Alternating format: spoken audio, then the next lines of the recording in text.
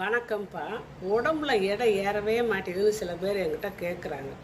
அவங்க தினம் ஒரு செவ்வாழைப்பழம் ஏதாவது ஒரு நேரம் நீங்கள் சாப்பிட்லாம். நல்லா மென்று ருசித்து சப்பி துவைச்சி சாப்பிடுங்க.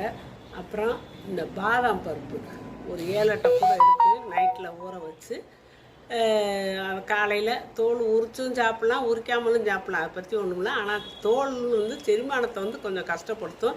அதனால் நீங்கள் தோலை உரிச்சே கூட நல்லா மென்று சாப்பிடுங்க.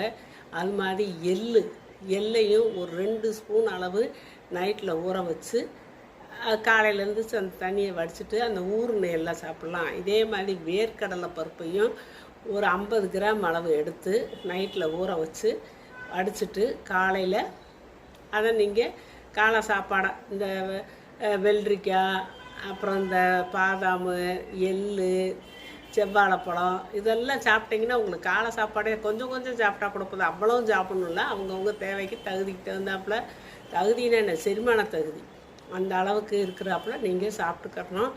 நான் சொல்கிற அளவு பூரா சாப்பிட்ணும் இல்லை. செவ்வாழைப்பழம் பெருசு இருக்குது, சிறுசு இருக்குது. உங்கள் தேவைக்கு தகுந்தாப்புல நீங்கள் சாப்பிட்டுக்கோங்க.